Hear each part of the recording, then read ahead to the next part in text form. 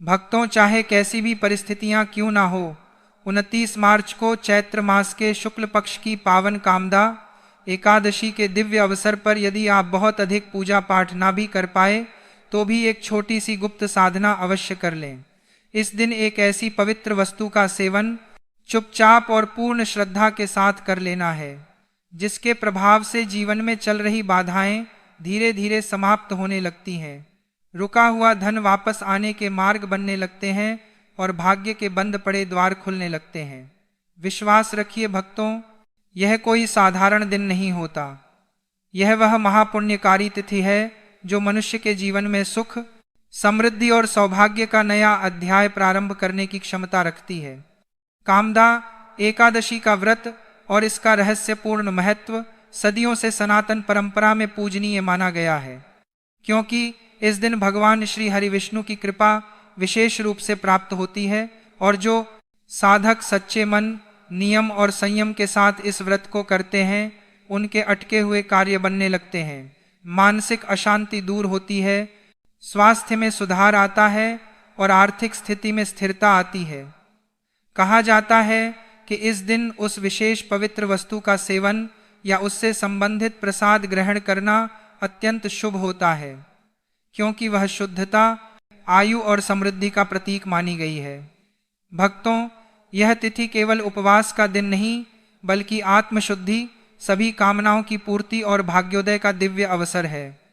इसलिए इस एकादशी को श्रद्धा, संयम और सकारात्मक संकल्प के साथ मनाइए। ईश्वर में विश्वास रखिए और अपने कर्मों को पवित्र रखिए।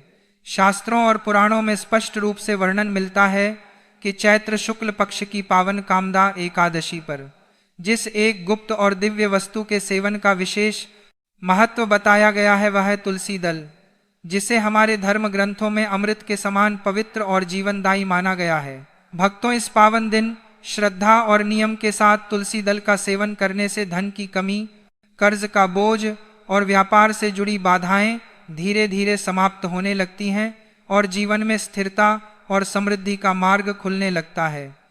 यद्यपि एकादशी का व्रत सामान्यत निराहार रहकर किया जाता है, किंतु कामदा एकादशी में तुलसी का सेवन या उसके पत्र को स्नान के जल में मिलाकर स्नान करना शास्त्र सम्मत और अत्यंत पुण्यकारी माना गया है, जिससे दरिद्रता और नकारात्मकता का प्रभाव कम होता है और श्री हरिविष्णु की विशेष कृपा प्राप्त होती है। मान्यता है कि इस दिन तुलसी का स्पर्श, दान और सेवन व्यक्ति के जीवन में सुख, शांति, ऐश्वर्य और संतुलन स्थापित करता है, क्योंकि तुलसी के पौधे में स्वयं माता लक्ष्मी और भगवान विष्णु का वास माना गया है। पुराणों की कथा के अनुसार वृंदा की तपस्या और दिव्य ऊर्जा से तुलसी के पौधे की उत्पत्ति हुई।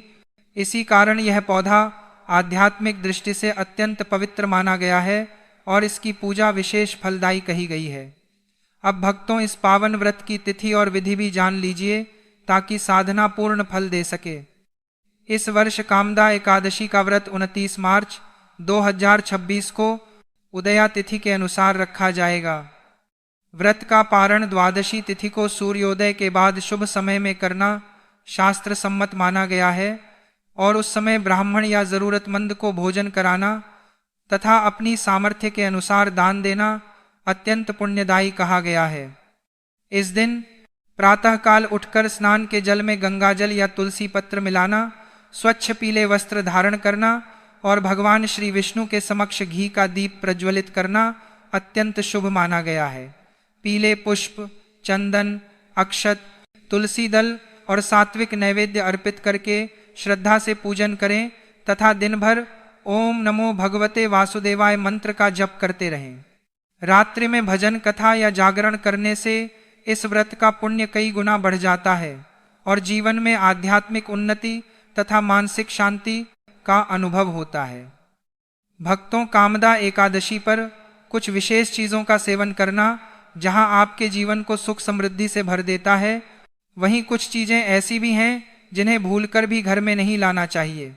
इस पावन दिन भगवान श्री हरि विष्णु को तुलसी दल के साथ 5 प्रकार के मीठे फलों का भोग अवश्य लगाना चाहिए, जिनमें केला, अंगूर, आम, पपीता और नारियल शामिल हों, क्योंकि यह फल सात्विकता और समृद्धि के प्रतीक माने गए हैं।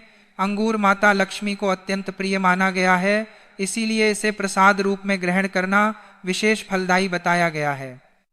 एकादशी के दिन साबूदाने की खीर या मखाने की खीर बनाकर भगवान को अर्पित करने और फिर पूरे परिवार के साथ प्रसाद स्वरूप ग्रहण करने से कुंडली के प्रतिकूल ग्रह शांत होते हैं और जीवन में सकारात्मक परिवर्तन आने लगते हैं। लेकिन भक्तों, इस पावन तिथि पर भूलकर भी चावल, लहसुन, प्याज, बैंगन या किसी भी प्रकार का तामसिक भोजन घर में नहीं बनना चाहिए, क्योंकि एकादशी का व्रत सात्विकता, संयम और आत्मशुद्धि का प्रतीक है। जिस घर में इस दिन लहसुन, प्याज या मांस मदिरा का सेवन होता है, वहां से माता लक्ष्मी की कृपा दूर हो जाती है और नकारात्मकता का प्रभाव बढ़ने लगता है। इसीलिए बाहर का डिब्बा बंद भोजन भी इस दिन त्याज्य माना गया है, क्योंकि उसमें तामसिक अंश होने की संभावना रहती है। सुहागन महिलाओं को इस दिन बाल नहीं धोने चाहिए और घर की सफाई करते समय यह विशेष ध्यान रखना चाहिए कि किसी भी छोटे जीव को हानि न पहुंचे, क्योंकि दया और करुणा भी इस व्रत का महत्वपूर्ण अंग है। इस पावन व्रत की पूर्णता इसकी कथा सुने बिना अधूरी मानी जाती है। पौराणिक वर्णन के अनुसार प्राचीन काल में भोगीपुर नगर में राजा पुंडरीक का राज था। उनके दरबार में ललित नामक एक गंधर्व गायक था, जो अपनी पत्नी ललिता से अत्यंत प्रेम करता था। एक बार दरबार में गाते समय अपनी पत्नी के स्मरण में खो जाने के कारण उसका स्वर और ताल बिगड़ गया। इस पर राजा ने क्रोधित होकर उसे राक्षस होने का भयंकर श्राप दे दिया। वह गंधर्व भयंकर राक्षस बन गया और उसकी पत्नी ललिता वनों में भटकते हुए विंध्याचल पर्वत पर श्रृंगी शिष्य के आश्रम में पहुंची। महर्षि ने उसे चैत्र शुक्ल पक्ष की कामदा एकादशी का व्रत करने का निर्देश दिया। ललिता ने पूर्ण श्रद्धा से इस व्रत का पालन किया और इसके पुण्य प्रताप से उसका पति क्षण भर में राक्षस योनि से मुक्त होकर पुनः अपने सुंदर गंधर्व रूप को प्राप्त कर लिया। आकाशवाणी हुई कि यह सब इस महान कामदा एकादशी व्रत का प्रताप है। इससे यह सिद्ध होता है कि यह व्रत कभी निष्फल नहीं जाता और सच्ची श्रद्धा से किया गया साधन जीवन को धन, वैभव और ईश्वरीय संरक्षण प्रदान करता है तथा पिशाच और राक्षस योनि जैसे भयंकर कष्टों से भी मुक्ति दिलाता है। भक्तों, कामदा एकादशी के दिन गौ माता की सेवा का भी विशेष महत्व बताया गया है। इस दिन घर में बनी पहली ताजी रोटी पर थोड़ा सा गुड़ और चुटकी भर हल्दी रखकर गौ माता को अपने हाथों से खिलाना अत्यंत पुण्यकारी माना गया है और यदि संभव हो तो उनके 7 बार परिक्रमा कर उनके चरणों की धूल माथे पर लगानी चाहिए, क्योंकि गौ सेवा को सभी देवी देवताओं की सेवा के समान माना गया है। ध्यान रहे कि कभी भी बासी या झूठा भोजन गाय को ना दें, क्योंकि इससे पुण्य के स्थान पर दोष उत्पन्न होता है। आपसे निवेदन है कि 29 मार्च को आने वाली इस महाकामदा एकादशी का व्रत नियम, संयम और निर्मल भाव से करें। मन में किसी के प्रति ईर्ष्या या द्वेष ना रखें। प्रिय भक्तों, कामदा एकादशी के दिन प्रातः ब्रह्म मुहूर्त में उठकर सबसे पहले स्नान करके स्वच्छ पीले या साफ वस्त्र धारण करें। इसके बाद घर के मंदिर या पूजा स्थान को अच्छी तरह शुद्ध करें और वहां भगवान श्री विष्णु की मूर्ति या चित्र को स्थापित करें। भगवान के सामने घी का दीपक जलाएं, तुलसी दल, पीले फूल और चंदन अर्पित करें। अब एक स्वच्छ पात्र में पंचामृत तैयार करें। पंचामृत बनाने के लिए गाय का दूध, दही, शुद्ध घी, शहद और मिश्री, इन 5 पवित्र वस्तुओं को मिलाया जाता है। इन पांचों को मिलाते समय मन में भगवान विष्णु का स्मरण करें और ओम नमो भगवते वासुदेवाय मंत्र का जप करते रहें। अब भगवान श्री विष्णु की मूर्ति या शालिग्राम पर धीरे धीरे इस पंचामृत से अभिषेक करें। अभिषेक करते समय विष्णु मंत्र या ओम नमो नारायणाय का जप करना अत्यंत शुभ माना जाता है। अभिषेक के बाद भगवान को स्वच्छ जल से स्नान कराएं और फिर पीले वस्त्र, चंदन, तुलसी दल और नैवेद्य अर्पित करें। इसके बाद आरती करें और भगवान से अपने अपराधों की क्षमा तथा परिवार की सुख समृद्धि की प्रार्थना करें। अभिषेक के बाद जो पंचामृत भगवान के चरणों से होकर बहता है, वही पवित्र चरणामृत बन जाता है। इस चरणामृत को श्रद्धा और भक्ति से थोड़ा सा अपने हाथ में लेकर माथे पर लगाएं और फिर ग्रहण करें। शास्त्रों में कहा गया है कि भगवान विष्णु का चरणामृत अमृत के समान पवित्र होता है। इसे ग्रहण करने से शरीर और मन दोनों शुद्ध होते हैं, नकारात्मक ऊर्जा दूर होती है और व्यक्ति के जीवन में आने वाली अनेक बाधाएं समाप्त होने लगती हैं। धार्मिक मान्यता है कि कामदा एकादशी के दिन भगवान विष्णु के पंचामृत अभिषेक का चरणामृत ग्रहण करने से मनुष्य को अकाल मृत्यु का भय नहीं सताता। भगवान के चरणामृत को अमृत तुल्य माना गया है, इसलिए जो व्यक्ति श्रद्धा से इसे ग्रहण करता है उसके जीवन में आयु, आरोग्य और सौभाग्य की वृद्धि होती है। ऐसा भी कहा गया है कि भगवान के चरणामृत के प्रभाव से व्यक्ति के पाप धीरे धीरे नष्ट होते हैं, रोगों से रक्षा होती है और जीवन में दिव्य संरक्षण प्राप्त होता है। इसलिए इस दिन श्रद्धा और भक्ति से भगवान विष्णु का पंचामृत अभिषेक करके चरणामृत अवश्य ग्रहण करना चाहिए, क्योंकि यह केवल एक धार्मिक क्रिया नहीं बल्कि आत्मा की शुद्धि और ईश्वर की कृपा प्राप्त करने का अत्यंत पवित्र साधन माना गया है। भक्तों, शिव शक्ति टीवी के माध्यम से चलिए जानते हैं, कामदा एकादशी के दिन माता लक्ष्मी को नारंगी संतरा अर्पित करना भी अत्यंत शुभ माना जाता है। नारंगी का रंग सौभाग्य, समृद्धि और शुभता का प्रतीक माना गया है, इसलिए यह फल माता लक्ष्मी को विशेष प्रिय माना जाता है। इस दिन भगवान श्री विष्णु और माता लक्ष्मी की पूजा में नारंगी फल अर्पित करके ओम श्री महालक्ष्मी नमः मंत्र का स्मरण करना चाहिए। पूजा के बाद उस नारंगी को प्रसाद के रूप में स्वयं और परिवार के लोगों को ग्रहण करना चाहिए। धार्मिक मान्यता है कि कामदा एकादशी पर माता लक्ष्मी को नारंगी अर्पित करके उसका प्रसाद ग्रहण करने से घर में धन धान्य की वृद्धि होती है, दरिद्रता दूर होती है और लक्ष्मी जी की कृपा से जीवन में सुख समृद्धि बनी रहती है। यदि यह जानकारी आपको उपयोगी लगे तो भक्ति भाव बनाए रखें और प्रभु का नाम जपते हुए अपने जीवन को सात्विकता और सकारात्मकता से भर दें। मन, वचन या कर्म से भी यदि बुरे कार्यों में लिप्त हो गए तो समझ लीजिए कि जीवन की दिशा भटक सकती है। ऐसे लोगों के जीवन में बिना कारण शत्रु बढ़ते हैं, कोर्ट कचहरी के चक्कर लगते हैं, रोग घर बना लेते हैं और मानसिक अशांति पीछा नहीं छोड़ती। कई बार व्यक्ति समझ ही नहीं पाता कि सब ठीक होने के बाद भी जीवन क्यों उलझता जा रहा है। कारण अक्सर यही होता है, एकादशी जैसे पवित्र व्रत का अपमान। इसलिए आज ही सतर्क हो जाइए। यह केवल जानकारी नहीं बल्कि समय रहते मिली चेतावनी है, क्योंकि जब बाद में पछतावा होता है तब उपाय भी साथ नहीं देते।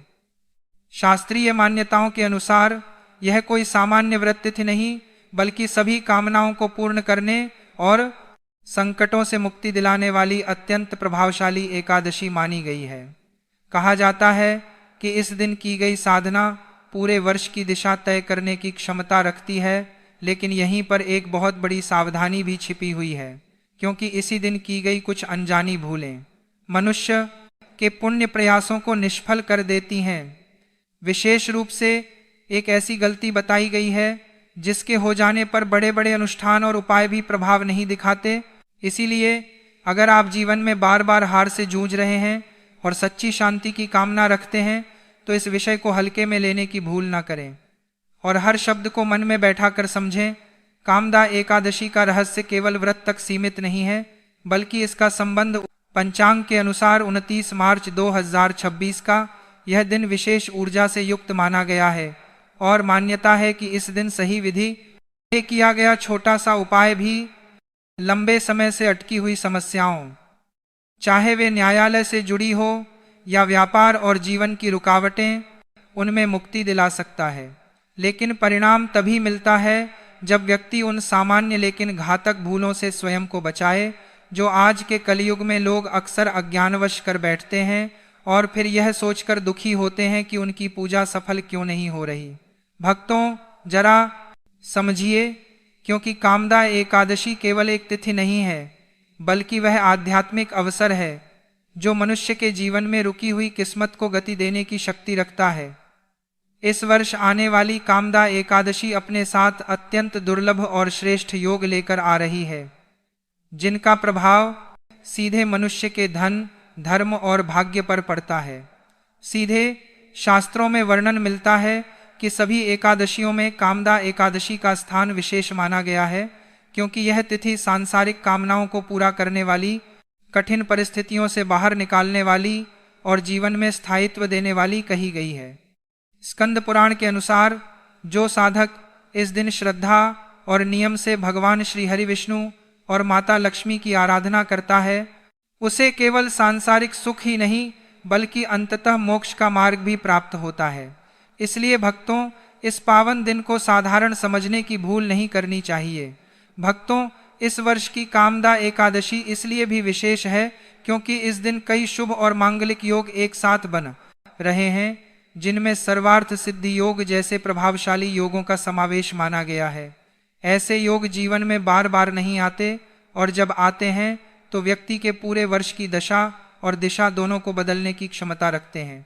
शास्त्रों में स्पष्ट संकेत मिलता है कि इस दिन किया गया छोटा सा नियम पालन और संयम भविष्य में बड़े बड़े संकटों से रक्षा करता है। लेकिन जितना यह दिन फलदायक है, उतना ही यह सावधानी की मांग भी करता है, क्योंकि इस दिन की गई कुछ अनजानी भूलें पुण्य को नष्ट कर सकती हैं और माता लक्ष्मी तथा भगवान श्री हरि की कृपा से वंचित कर सकती हैं। भक्तों, यह समझना अत्यंत आवश्यक है कि कामदा एकादशी का संबंध केवल व्रत और पूजा से नहीं बल्कि मन, वाणी और कर्म की शुद्धता से भी जुड़ा हुआ है।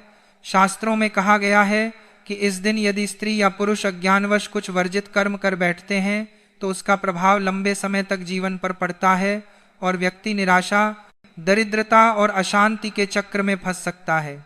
इसीलिए इस दिन क्या करना है और क्या नहीं करना है, इसका ज्ञान होना बहुत जरूरी है। भक्तों, विशेष रूप से महिलाओं के लिए इस दिन कुछ नियमों का पालन अत्यंत आवश्यक बताया गया है। कहा जाता है कि एकादशी के दिन तुलसी माता की पूजा अत्यंत फलदायी होती है, लेकिन पूजा के समय मर्यादा का ध्यान रखना अनिवार्य है। बालों को खुला रखकर पूजा करना शुभ नहीं माना गया है, क्योंकि इससे पूजा का पूर्ण फल प्राप्त नहीं होता। तुलसी भगवान विष्णु को अत्यंत प्रिय है और उनकी पूजा में शुद्धता, संयम और नियम का विशेष महत्व है।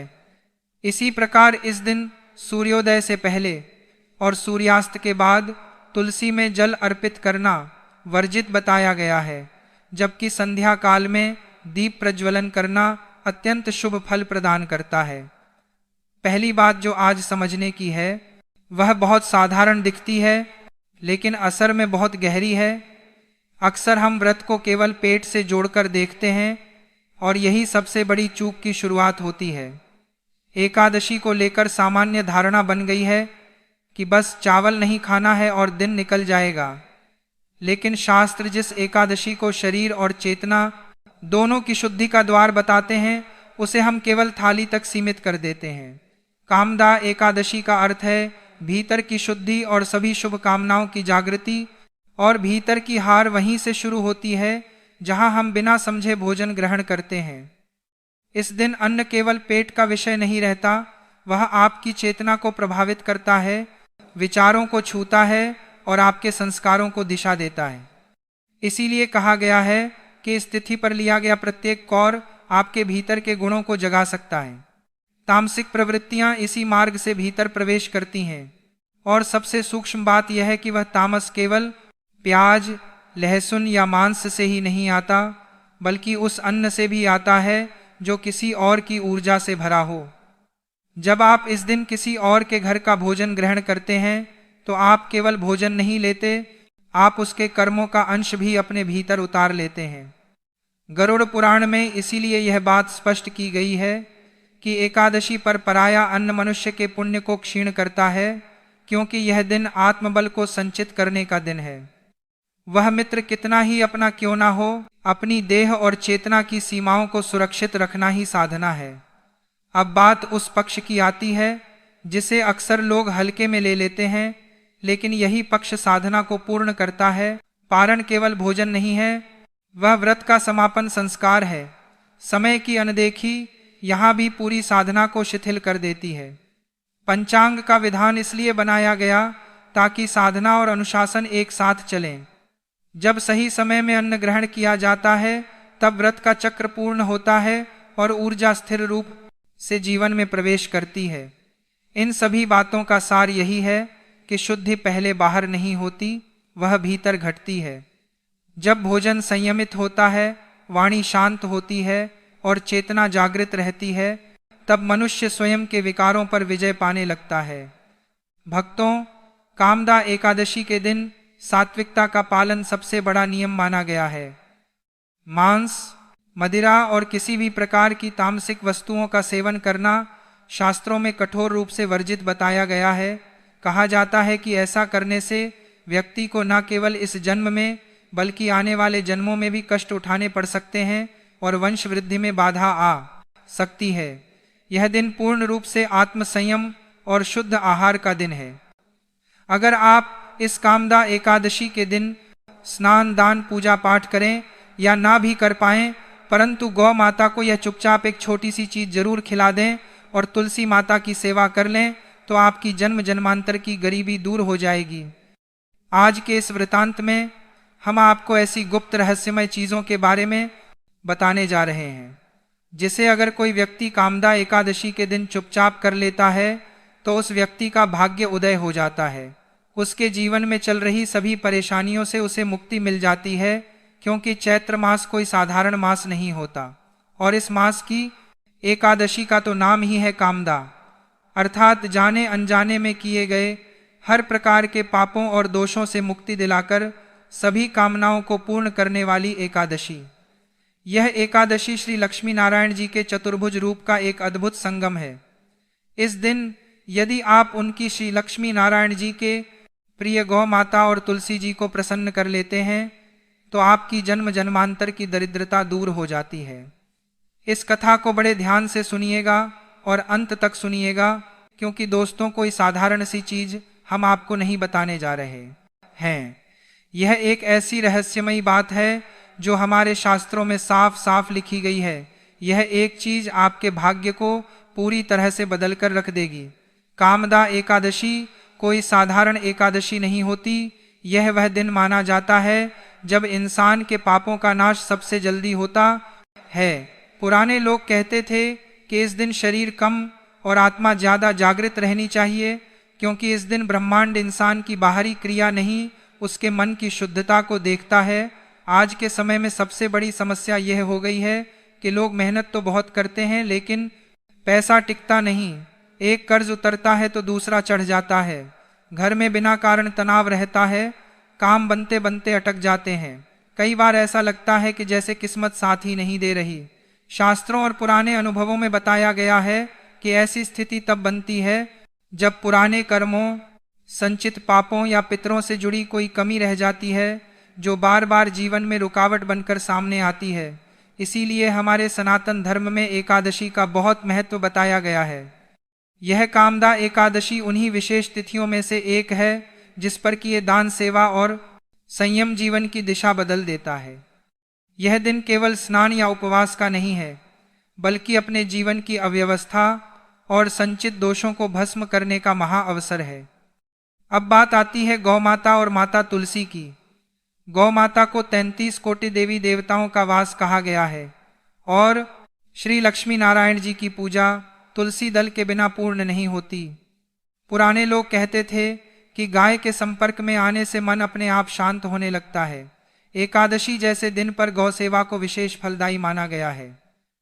कामदा एकादशी का महत्व इस विशेष दिन इसलिए भी ज्यादा है क्योंकि इस दिन दिखावे से किया गया काम बेकार हो जाता है।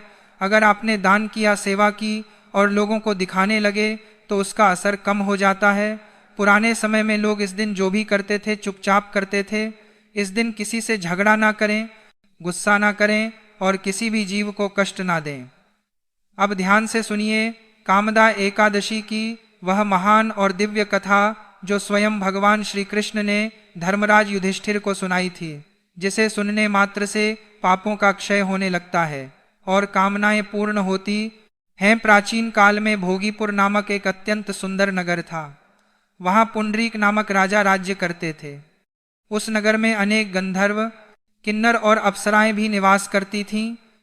वहीं पर ललित नामक एक गंधर्व और उसकी पत्नी ललिता भी रहते थे। उन दोनों में अत्यंत प्रेम था। एक दिन राजा पुंडरीक की सभा में ललित गंधर्व गायन कर रहा था। गाते गाते उसे अचानक अपनी प्रिय पत्नी ललिता की याद आ गई, जिससे उसका स्वर और लय बिगड़ गया। सभा में मौजूद करकोटक नाग ने उसकी इस त्रुटि को भांप लिया और राजा से इसकी शिकायत कर दी। राजा पुंडरीक यह जानकर अत्यंत क्रोधित हो उठे और उन्होंने ललित को श्राप दे दिया, तूने सभा की मर्यादा भंग की है, जा तू एक भयंकर नरभक्षी राक्षस बन जा। श्राप के प्रभाव से ललित उसी क्षण एक भयानक राक्षस बन गया। जब उसकी पत्नी ललिता को यह बात पता चली तो वह अत्यंत दुखी हुई। वह अपने पति के पीछे पीछे विंध्याचल पर्वत के भयंकर वनों में भटकने लगी। एक दिन भटकते हुए वह महर्षि श्रृंगी के आश्रम पहुंची। महर्षि श्रृंगी श्री लक्ष्मी